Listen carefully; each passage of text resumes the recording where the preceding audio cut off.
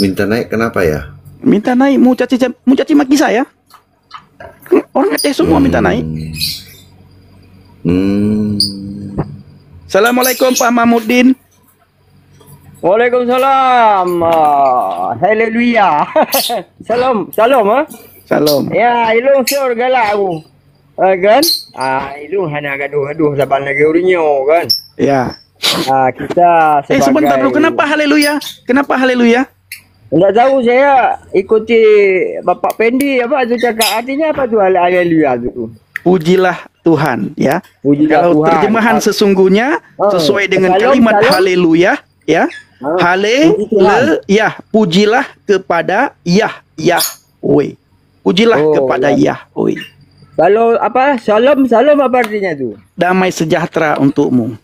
Oh gitu ya. Ya, salam sejahtera untukmu. Bere. Ya, selamat malam saudara-saudaraku sebangsa ya. Satu negara kita.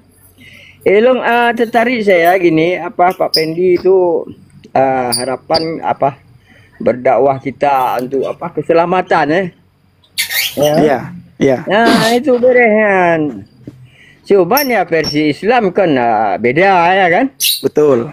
Cuman ya untuk apa kita bergaduh kan gitu. Betul. Saya bilang begini Pak Mahmud, daripada kalian mencaci maki saya, kalian buka komal sendiri. Ya.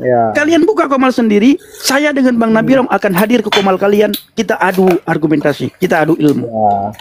Ya. Malam besok saya tidak buka komal. Kalau kalian buka komal, saya akan masuk. Kita diskusi, mari kita diskusi. Ya.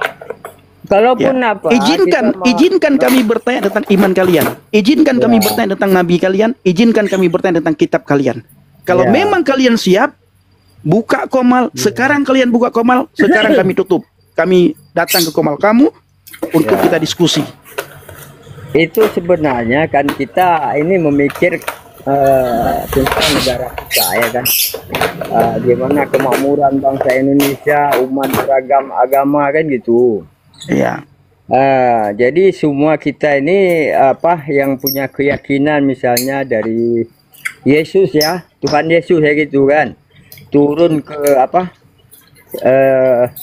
ke bumi ini untuk menyelamatkan manusia kan gitu ya. Iya. Jadi pengikut-pengikutnya yang mengikuti aturannya ya diyakini oleh mereka ya selamat gitu. Cuman kalau orang Islam, kalau orang kita Islam kan mengikuti sunnah Nabi kan gitu. Ya. Akhlak kita bergaul sama manusia kan ada ayat lakum dinukum waliyadin kan gitu kan. Betul. Nah itu kan gampang aja kita. Untuk apa berdebat ini? Al-Quran surah ini Injil gitu. Saya ketawa sendiri kan. Ini saya juga bangga punya Pak Pendi kan. Pak Mahmud. Ini ada yang bilang Pak Mahmud ini kafir juga katanya. Biarlah dibilang. Cuman kita begini, pembahasan tadi saya dengar begini. Dulu kan orang Aceh membanggakan bangsa Aceh ini yang fanatik tentang keyakinan kekuatan Islam, ya kan gitu. Iya. Bentar enggak yang kan, benar Pak Mahmud? Benar tidak yang saya bilang tadi? Gimana? Benar tidak yang saya bilang sama si saya tadi? Jangan banggakan yang punya zaman dulu nenek moyang. Ya. Sebenarnya ini saya bilang dulu. Dalam Islam itu tidak boleh membangga-banggakan suku. Iya. Itu, ya kan? Siapapun di dunia ini, karena diciptakan manusia oleh Tuhan, ya Allah, kalau kami Allah ya, diciptakan bermacam ragam tanah. Jadi wujudnya manusia itulah Adam. Ketika lahir keturunan, disitulah proses. Kan ada yang hitam, ya kan? Yang putih, yang biru, segala macam lah.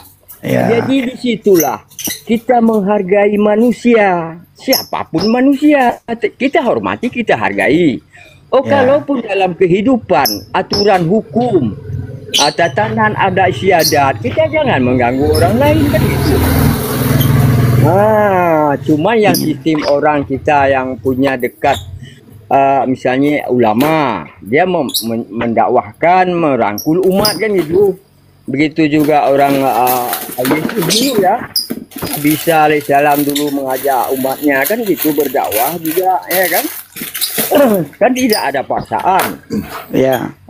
Jadi ini saya gini, sebenarnya minta bertanya sama Pak Pendi, apa memang khusus untuk orang Kristen ini mengajak kesempurnaan jalan keselamatan ya gitu ya. Ya. Jadi saya begini, problem matematika tentang di bangsa Indonesia kita ini, ya, kan terjadi bermacam masalah. Ketika yang menonjol sekali hari itu kasus Pak Sambu, ya kan? Ya. Nah, dia Kristen, orang kita Kristen.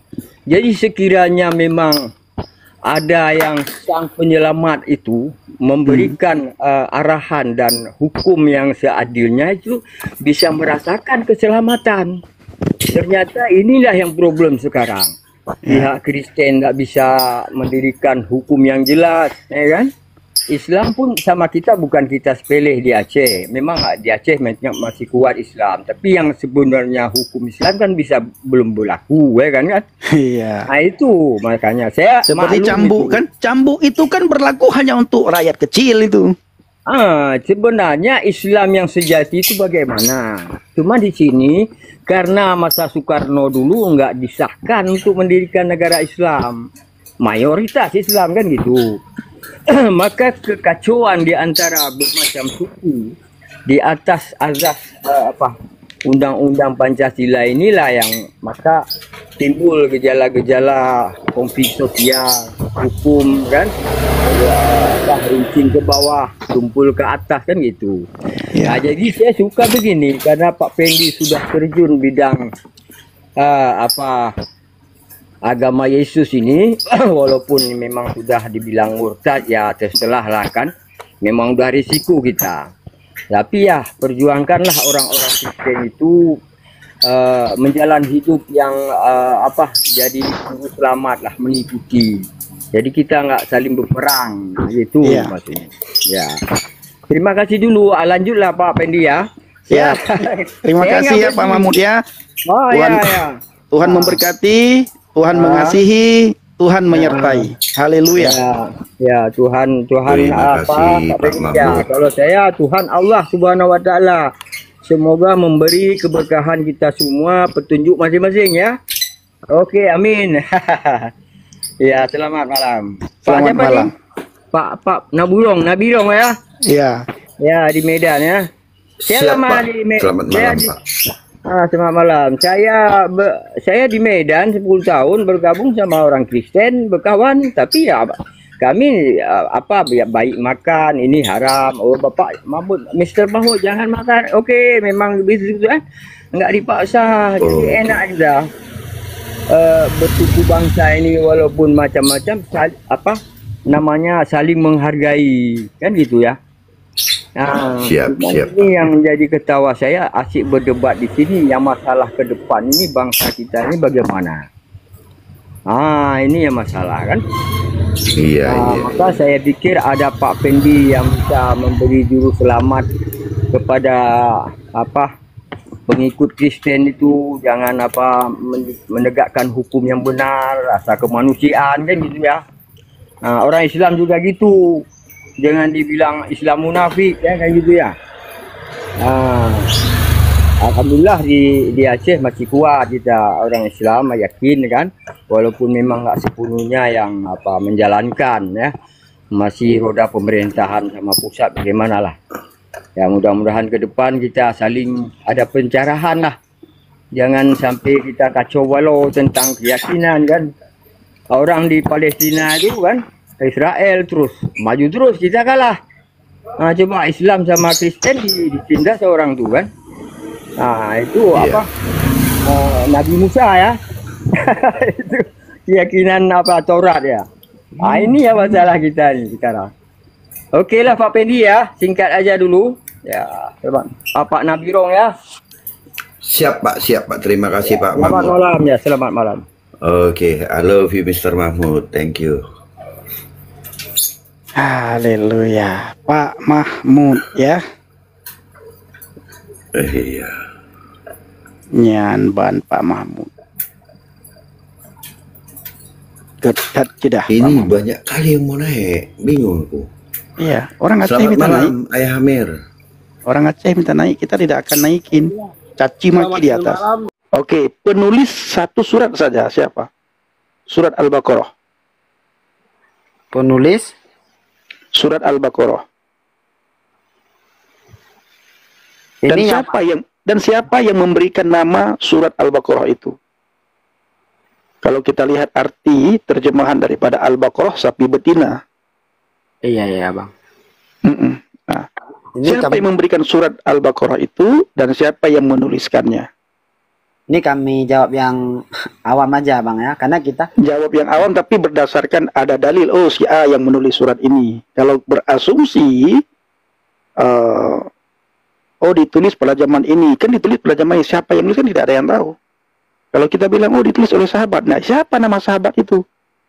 jadi kan yang kita tahu ini penulisnya adalah Zaid bin Sabit pada saat itu yang bisa menulis. Betul, Zaid bin Sabit. Yang saya tanyakan, surat Al-Baqarah apakah Zaid bin Sabit yang tulis? Dan siapa yang memberi nama surat Al-Baqarah itu? Surat Al-Baqarah. Ya. Ini yang belum kami kaji Bang. Mungkin tidak bisa selesai malam ini. Malam besok akan kami baca. Yang pertama itu, yang kedua kami mungkin lupa ya Bang. Masih muda kali. Mungkin malam-malam kapan-kapan kami akan muncul lagi. Karena kami juga pengen bahasnya ilmiah, nggak mau pura-pura gitu ya kan. Betul.